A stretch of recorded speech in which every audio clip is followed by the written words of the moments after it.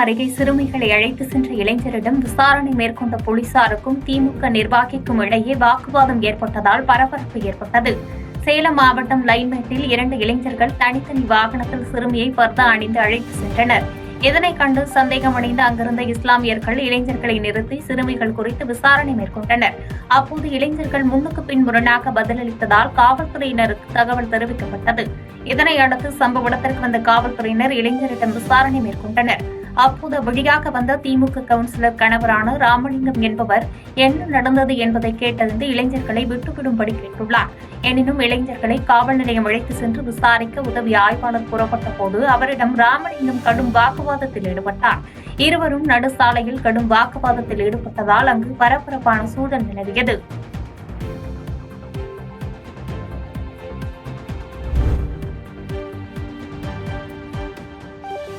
காஞ்சிபுரத்தில் புதிதாக அமைக்கப்பட்ட புதிய சிட்கோ தொழிற்பேட்டையை காணொலி காட்சி வாயிலாக முதலமைச்சர் திறந்து வைத்தார். காஞ்சிபுரம் மாவட்டம் வையாவூரில் சிறு குறு மற்றும் தொழில் நிறுவனங்கள் சார்பில் 3,65,00,000 ரூபாய் மதிப்பீட்டில் புதிய சிட்கோ தொழிற்பேட்டை அமைக்கப்பட்டது.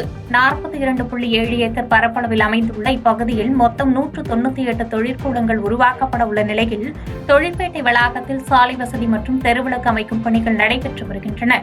இந்நிலையில் முடிவுற்ற சிப்காட் தொழிற்பேட்டையினை முதலமைச்சர் மு க ஸ்டாலின் காணொலி வாயிலாக திறந்து வைத்தார்.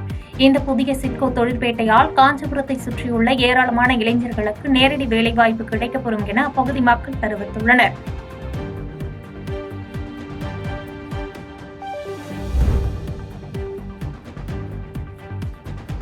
திருப்பூரில் குறிப்பிட்ட சாதி பெயரை சொல்லி திமுக பேரூராட்சி தலைவர் இழிவாக பேசும் ஆடியோ வெளியாகி சர்ச்சையை ஏற்படுத்தியுள்ளது. திருப்பூர் மாவட்டம் சாமலாபுரம் பகுதியைச் சேர்ந்தவர் விநாயகா பழனிசாமி. சாமலாபுரம் பேரூராட்சி தலைவராக இவர் இருந்து வரும் நிலையில் அதே பகுதியைச் சேர்ந்த ஒருவருக்கு சொத்து வரியில் பெயர் மாற்றம் செய்வதற்காக 50,000 ரூபாயை லஞ்சமாக பெற்றுள்ளார். இந்நிலையில் அப்பணத்தில் தனக்கும் பங்கு வேண்டும் என கவுன்சிலர் ஒருவர் போன் செய்து கேட்டபோது 1.5 கோடி ரூபாய் செலவு செய்து தலைவராகியுள்ளதாகவும் தான் சம்பாதிக்க வேண்டும் எனவும் கூறியுள்ளார். மேலும் லஞ்ச பணத்தில் பாதியை பேரூராட்சி செயலாளருக்கு கொடுத்ததாகவும் கூறிய அவர் தனிப்பட்ட நபர் ஒருவரை குறிப்பிட்டு சாதி பெயரை சொல்லி இழிவாக பேசியுள்ளார். இது தொடர்பான செல்போன் ஆடியோ வெளியாகி சர்ச்சையை ஏற்படுத்தியுள்ள நிலையில் காவல்துறையினர் தகுந்த நடவடிக்கை எடுக்க வேண்டும் என கோரிக்கை எழுந்துள்ளது.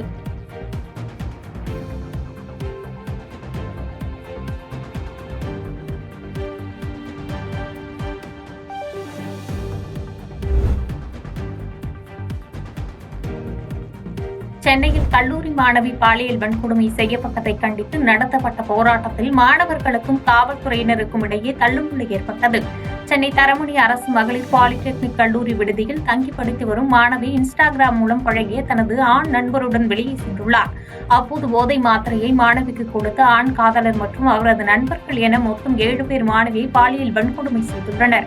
இதில் மாணவி பலத்த காயமடைந்த நிலையில் கல்லூரி நிர்வாகத்திடம் இதுகுறித்து தெரிவிக்கப்பட்டது. இதனையடுத்து பாதிக்கப்பட்ட மாணவியை சம்பந்தப்பட்ட அறக்கட்டளைக்கு கல்லூரி நிர்வாகம் அனுப்பி வைத்த நிலையில் இதுகுறித்து காவல்துறையினருக்கு தகவல் ஏதும் தெரிவிக்கப்படவில்லை என கூறப்படுகிறது. இந்நிலையில் கல்லூரி மாணவி பாலியல் வன்கொடுமை செய்யப்பட்ட சம்பவத்திற்கு எதிர்ப்பு தெரிவித்து அரசு பாலிடெக்னிக் மாணவர்கள் திடீரென ஆர்ப்பாட்டத்தில் ஈடுபட்டனர்.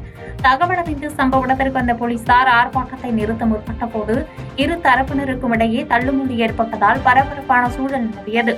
தொடர்ந்து இச்சம்பவம் குறித்து விசாரணை மேற்கொண்டு வருகின்றனர்.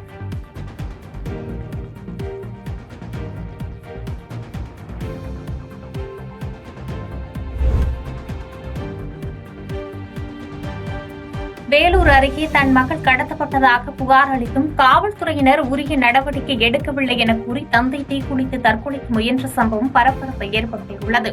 வேலூர் மாவட்டம் பேரணாம்பட்டு அடுத்த ரங்கம்பேட்டையை சேர்ந்தவர் விஜயகாந்த்.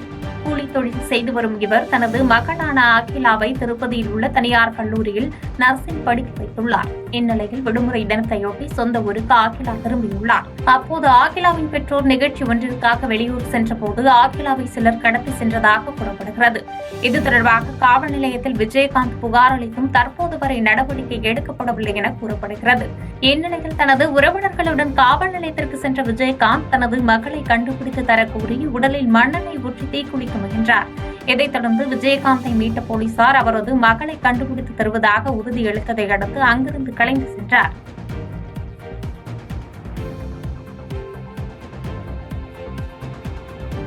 பாதகம் செய்பவரை கண்டால் நாம் பயம் கொள்ளலாகாது பாப்பா. மோதி மிதித்துவிடு பாப்பா, அவர் முகத்தில் உமிழ்ந்துவிடு பாப்பா. அண்மை செய்திகளை உடனுக்குடன் தெரிந்து கொள்ள இணைந்திருங்கள் எம் நாடு தொலைக்காட்சியுடன்.